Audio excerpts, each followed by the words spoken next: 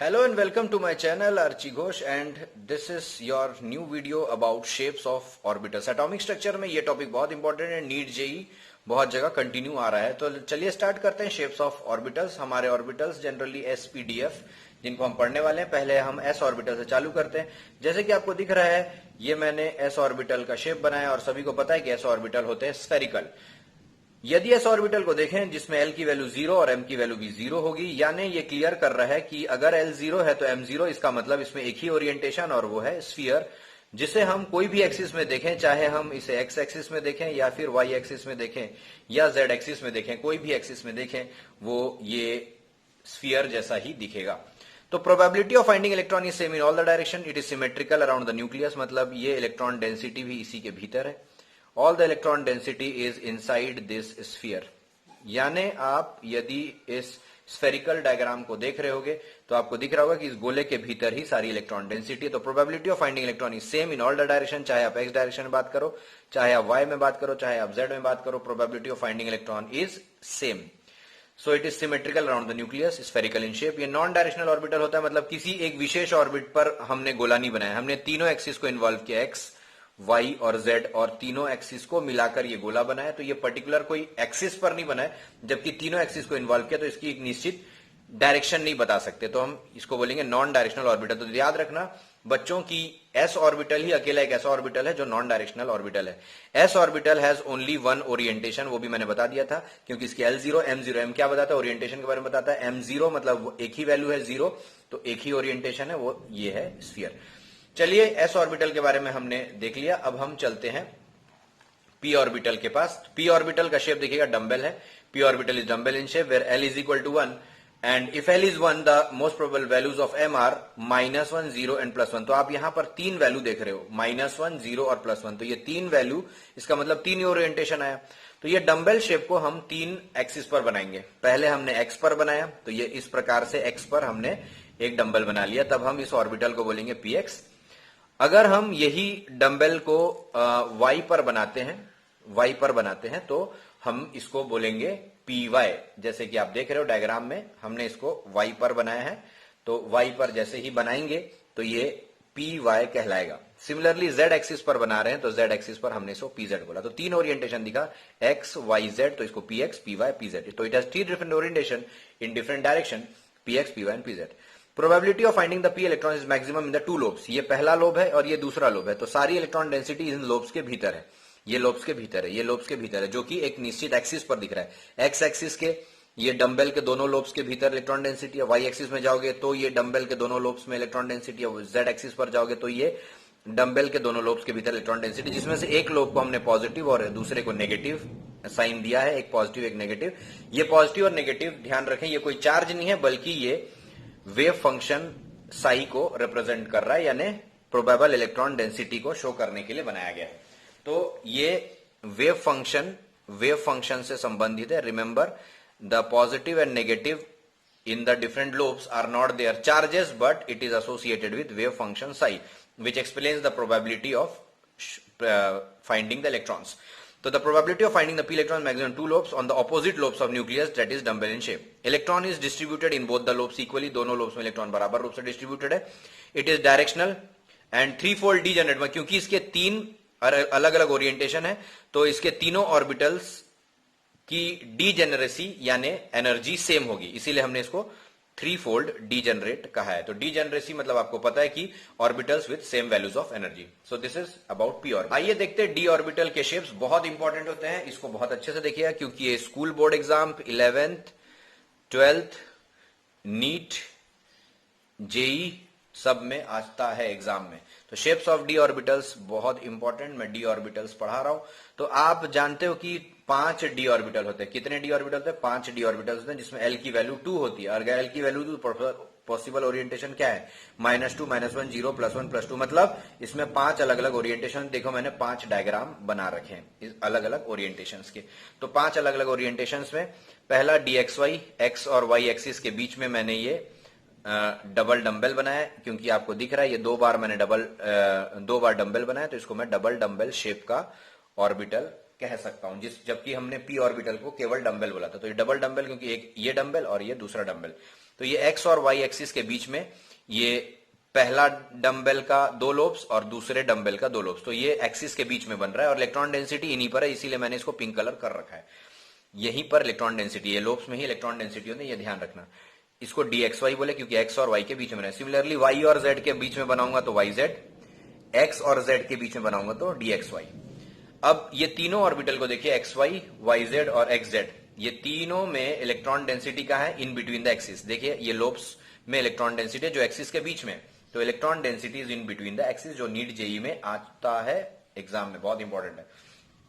Similarly अगर आप और बाकी दोनों को देखोगे तो बाकी दोनों ऑर्बिटल्स में आपको ओरिएंटेशन कैसे दिखेंगे ये आप देखिए।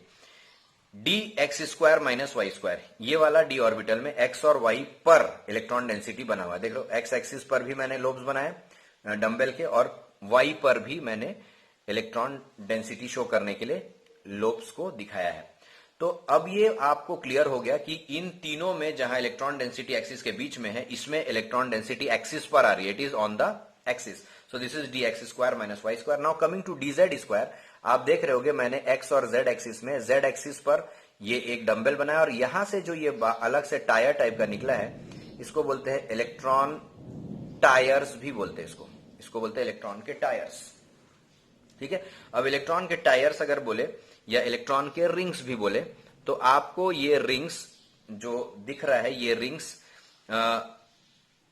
अलग से दिख रहा है, मतलब ये कोई डंबल वंबल नहीं है, ये रिंग है, तो इसका मतलब इसमें केवल एक ही डंबल है।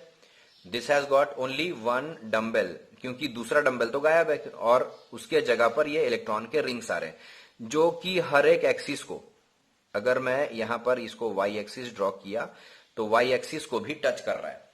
मतलब ये जो रिंग है ये एक्स एक्सिस को भी टच कर रहा है, वाई एक्सिस पर भी टच कर रहा है और जेड एक्सिस को भी टच कर रहा है, और ये इलेक्ट्रॉन डेंसिटी इस पूरे एक्सिस को घूमता हुआ दिखता है, पूरी एक्सिस पर घूमती हुई दिखती है।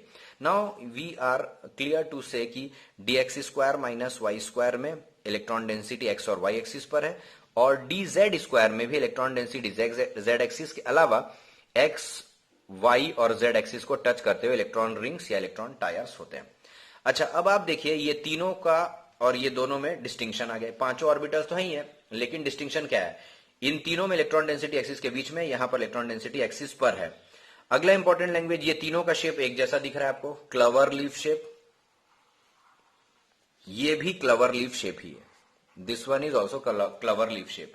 तो आप D X Y, D Y Z और डी एक्स जेड और साथ में D x square minus Y square की बात करो तो इन सब की शेप सेम है, D X Y, D Y Z, ठीक है, D X Z, D x square minus Y square, ठीक है, ये चार की शेप क्या हो गई, clover leaf. This has got a clover leaf shape, इनकी क्लवर लीफ शेप आ गई। लेकिन जहां आप डी जेड स्क्वायर की बात करो तो इसमें डबल डंबल है नहीं, इसको शेप जो है वो अलग दिखता है, this is called as donut shape, इसका शेप जो है वो अलग है, this is called as donut shape. तो ये डिस्टिंक्शन आपको दिख रही है जो आपसे पूछा जाएगा। तो D Z square has different shape, D Z square has doughnut shape, whereas rest 4 orbitals have clover leaf shape. So you can make your notes and complete it because these are very important for your school and board exams also along with your entrance exam. Now let us come to a new topic which is called as nodes. What is node? The region where probability of finding an electron is zero. ऐसा क्षेत्र जहां electron पाए जाने की संभावना zero होती है उसे नोड कहते हैं। और एक ऐसा प्लेन जहां जो न्यूक्लियस से पास होता है जहां पर इलेक्ट्रॉन पाए जाने की संभावना जीरो होगी उसे हम नोडल प्लेन कहेंगे। The plane where the plane passing to the nucleus on which probability of finding electron is almost zero is called nodal plane. So we have two things right now to discuss ahead is nodes. What is node? Node मतलब ऐसा क्षेत्र जहां पर electron पाए जाने की संभावना zero हो, एक ऐसा प्लेन जो न्यूक्लियस से पास होकर गुजरता हो या पास होता हो और वहां पर इलेक्ट्रॉन पाए जाने की संभावना अगर शून्य हो तो ऐसे प्लेन को हम नोडल प्लेन कहते हैं। अब हम आते हैं कैलकुलेशन ऑफ नोड्स कैसे करते हैं। नोड्स की कैलकुलेशन करने के लिए हमें अलग अलग फॉर्मूले मिले हैं। पहला स्फेरिकल नोड या रेडियल नोड क्या हो, कैसे निकालते हैं, तो n minus L minus one से, जहां पर n प्रिंसिपल क्वांटम नंबर और l एजीमुथल क्वांटम नंबर है। नंबर ऑफ प्लेनर या एंगुलर नोड्स कैसे निकालते हैं, l करके निकालते हैं। टोटल नंबर ऑफ नोड्स कैसे निकालते हैं, n माइनस वन करके। सो ये तीनों फॉर्मूला एंट्रेंस एग्जाम में खूब ज्यादा आता है खासकर नीट में और जेई में। तो ये बिल्कुल अच्छे से याद रखें। चलिए एक एग्जांपल लेते हैं, नोड्स कैसे निकालते हैं। 4p ऑर्बिटल लीजिए, यहां पर प्रिंसिपल क्वांटम नंबर 4 है और अजीमुथल क्वांटम नंबर 1 है। तो नंबर ऑफ स्फेरिकल या रेडियल नोड्स हम कैसे निकालेंगे, ये फॉर्मूला है n-l-1। तो यहाँ n4 है और l1 है, तो n-l-1 फॉर्मूला में n के जगह आपने रख दिया 4, l के जगह आपने रख दिया 1 -1, तो दिस इज 2। तो दो स्फेरिकल नोड्स हैं 4p ऑर्बिटल में। अगला नंबर ऑफ प्लेनार या एंगुलर नोड्स कैसे निकालेंगे, तो प्लेनार या एंगुलर नोड्स निकालने के लिए जो फॉर्मूला है वो है l। तो l का वैल्यू है 1, इसीलिए प्लेनार या एंगुलर नोड्स भी 1 होगा। अब टोटल नंबर ऑफ नोड्स कैसे निकालेंगे, टोटल नंबर ऑफ नोड्स निकालेंगे n-1 करके, n-1, तो n की वैल्यू कितनी है 4, 4 - 1 इज 3। तो यहां पर कुल मिला के 3 नोड्स हैं, जिसमें से 2 जो है स्फेरिकल नोड्स है और एक जो है प्लेनार नोड्स, इसीलिए टोटल नोड्स भी 3 आए। समझ में आ रहा होगा आप लोग। आते हैं थोड़ा सा डायग्रामेटिक रिप्रेजेंटेशन इनका क्लियर करते हैं कि नोड्स हम कैसे कैसे समझ पाएंगे। तो s ऑर्बिटल को लेकर चालू करते हैं। For any s orbital nodes निकालने का तरीका n-1 होता है। ठीक है, s ऑर्बिटल में नोड्स तो होंगे। अब सवाल उठता है क्या नोडल प्लेन होंगे, तो आपको मैं जवाब दे देता हूं, नोडल प्लेन नहीं होगा यहां पर। मतलब कोई भी ऐसा प्लेन नहीं होगा जिसके थ्रू अगर आप इलेक्ट्रॉन को मतलब जिसके थ्रू आप इलेक्ट्रॉन डेंसिटी 0 वाला जगह पाओगे। इसको मैं करके दिखाता हूं आपको। जैसे मैं एक छोटा सा ये डायग्राम बना रहा हूं, ये न्यूक्लियस है और इसके अंदर ये इलेक्ट्रॉन भरा हुआ है। ये s ऑर्बिटल का डायग्राम है। मान लेते हैं हम एक एक्सिस पर, ये दूसरा एक्सिस और ये तीसरा एक्सिस, ये 3 एक्सिस है। इन तीनों एक्सिस में पहले एक्सिस पर हम इलेक्ट्रॉन चेक करना चालू करते हैं। तो ये पहला प्लेन हमने पास किया, यहां कट किया तो यहां देखो इलेक्ट्रॉन मिल रहा है, यहां कट किया यहां भी इलेक्ट्रॉन मिल रहा है। फिर हम दूसरी बार क्या किए, ऐसे ना करके इस एक्सिस पर पास कर दिए। इस एक्सिस पर पास किया तो देखो यहां पर भी इलेक्ट्रॉन मिल रहा है, यहां भी इलेक्ट्रॉन मिल रहा है। अब हम ऐसा ना करके ऐसा पास करते हैं, ऐसा पास करेंगे तो भी यहां इलेक्ट्रॉन डेंसिटी मिल रही है, यहां इलेक्ट्रॉन। ये वैसा ही है जैसे कि आप एक तरबूज को काटते हो, यानी वाटरमेलन को काटते हो। वाटरमेलन को जैसे ही काटे तो वहां से आपको रेड कलर का जूस निकलता हुआ दिखता है।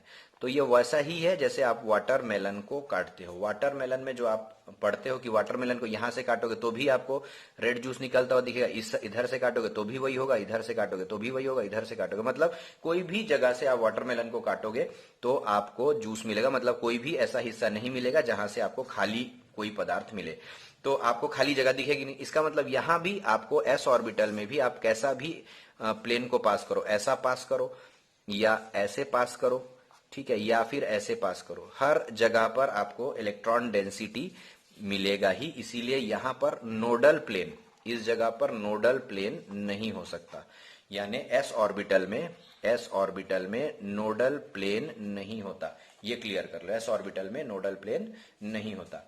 अब नोड्स होते हैं क्या, तो नोड्स हो सकते हैं, क्यों नोड्स हो सकते हैं, नोडल प्लेन और नोड्स अलग है। तो अब आप देखो 1s ऑर्बिटल में, 1s में ये न्यूक्लियस है, न्यूक्लियस के बाहर ये क्षेत्र जो दिख रहा है, इलेक्ट्रॉन डेंसिटी दिख रहा है, तो यहां तो कोई नोड्स नहीं हो सकता। अब आप 2s में जाके देखो तो ये 1s, ये जो है ये 1s और 2s के बीच में ये गैप दिख रहा है, ये जो गैप है ये नोड है, तो यहां पर एक नोड आपको देखने को मिल रहा है। उसी प्रकार आप जब 3s में जाओगे तो ये न्यूक्लियस है, न्यूक्लियस के बाहर ये था आपका 1s, उसके बाद ये रहा 2s और ये रहा आपका 3s। तो आप देखो 1s और 2s के बीच में एक गैप आया था यहां पर, उसी प्रकार 2s और 3s के बीच में भी एक गैप आएगा।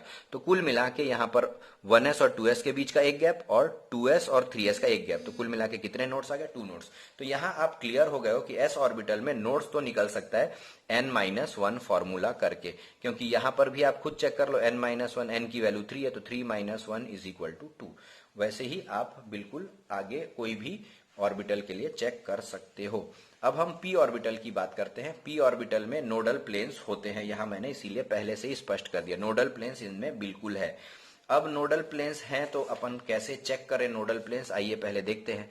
मान लीजिए ये p ऑर्बिटल है, ये p ऑर्बिटल है। अब मैं इसको बाइफरकेट करता हुआ कोई एक प्लेन को पास करता हूं, ये प्लेन मैं पास करना चालू कर रहा हूं, ठीक है।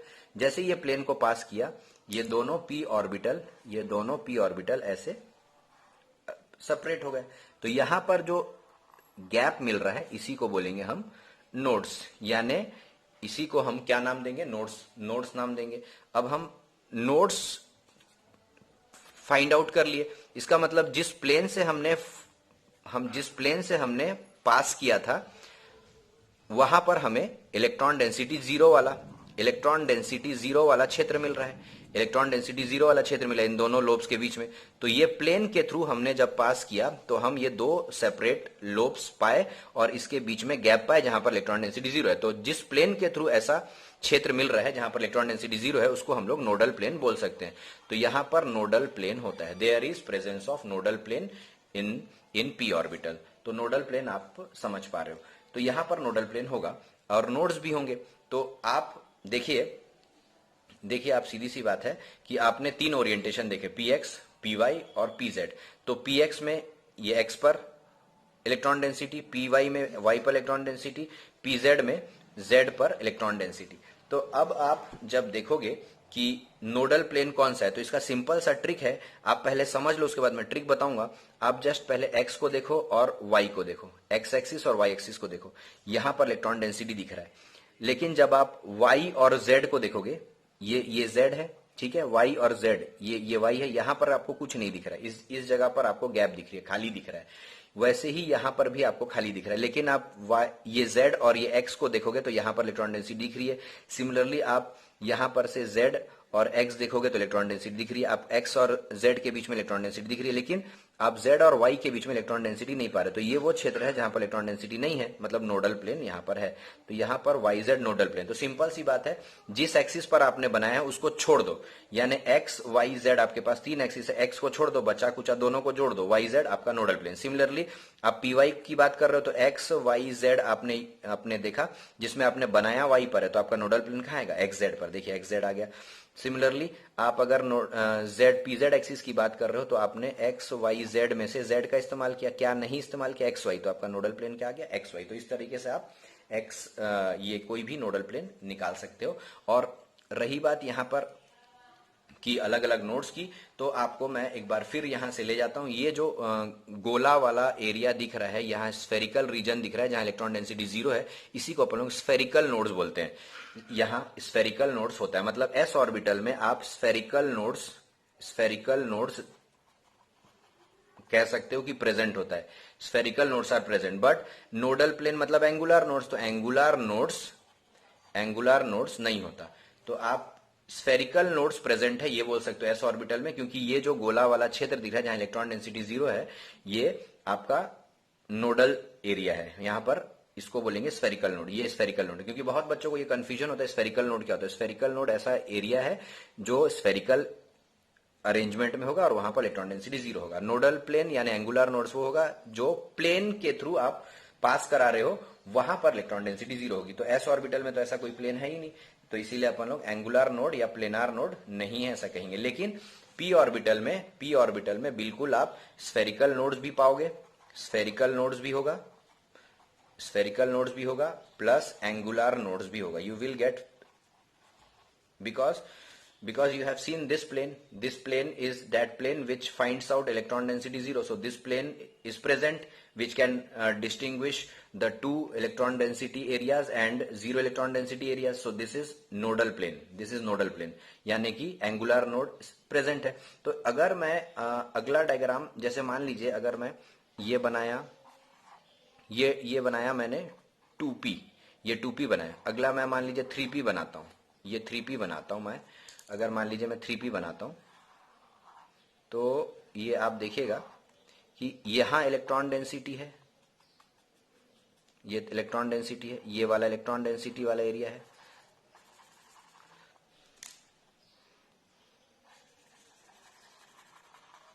ये इलेक्ट्रॉन डेंसिटी है, ये भी इलेक्ट्रॉन डेंसिटी है।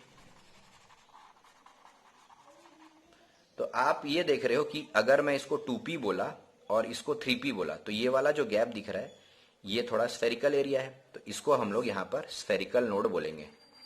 This is spherical node. तो यहां पर नोडल प्लेन भी है, ठीक है, यानी एंगुलर नोड भी है और स्फेरिकल नोड भी है। तो पी ऑर्बिटल में स्फेरिकल नोड भी होता है और एंगुलर नोड भी होता है।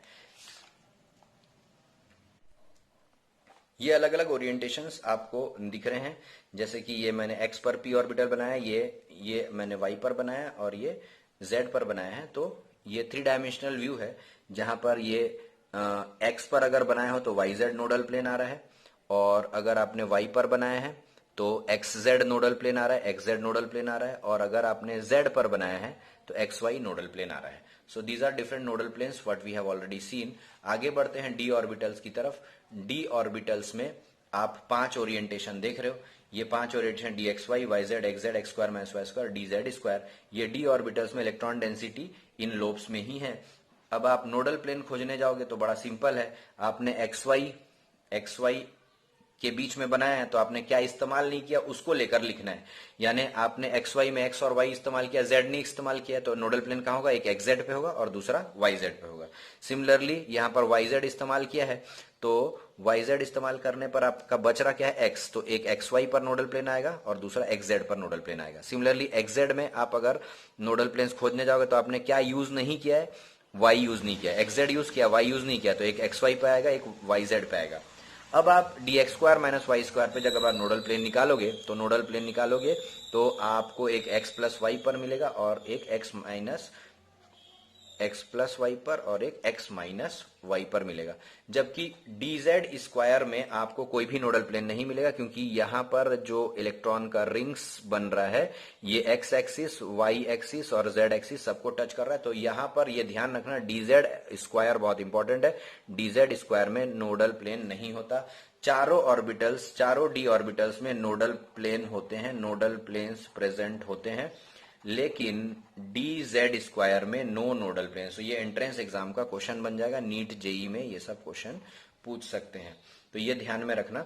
अब आपको फिर वही स्फेरिकल नोड्स और एंगुलर नोड की बात, तो यहां पर भी स्फेरिकल नोड्स भी पाया जाएगा, यहां पर भी स्फेरिकल नोड्स भी होता है और एंगुलर नोड्स भी होता है। तो this orbital has got spherical nodes as well as angular node. Now you remember one thing कि s ऑर्बिटल में ही केवल स्फेरिकल नोड्स है, एंगुलर नोड्स नहीं है। मतलब s ऑर्बिटल को छोड़ दो तो p और d ऑर्बिटल में स्फेरिकल नोड्स, एंगुलर नोड्स दोनों होते हैं। चलिए कुछ इंपॉर्टेंट बात फटाफट डिस्कशन में ले लेते हैं। s orbitals have spherical nodes only, यहां पर हम बोल देंगे only, and no angular nodes, and no angular nodes, कोई एंगुलर नोड्स नहीं होता।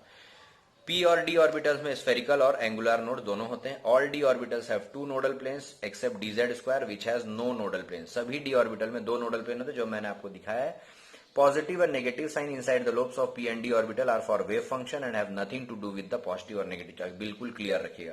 Probability density psi square is always positive. The opposite lobes of p orbital, p orbital के diagram में आपने देखा था कि ऑपोजिट लोब्स में एक पॉजिटिव साइन, एक पॉजिटिव था और एक नेगेटिव था। जैसे कि आपको मैं वापस दिखा देता हूं, एक पॉजिटिव और एक नेगेटिव। लेकिन जब आप d ऑर्बिटल की बात करो, but opposite lobe of d orbital have the same sign, 2 opposite lobes have positive and the other 2 have negative sign. just see this 2 opposite lobes have negative sign and rest 2 opposite lobes have positive sign। तो यहां भी negative negative positive, मतलब 2 opposite lobe में same sign, 2 opposite lobes में same sign, जो कि different है। ठीक है, तो इस तरह से मैंने आपका नोट्स का कंप्लीट अरेंजमेंट सिखा दिया है, कैसे नोट्स दिखता है, नोट्स क्या होता है, नोडल प्लेन क्या होता है, स्फेरिकल नोट्स होता है क्या है, किसमें होता है किसमें नहीं होता है, कैसे कैलकुलेट करते हैं। I hope you understand everything. Please make the notes and start revising. These are important for your school as well as entrance exams. Thank you.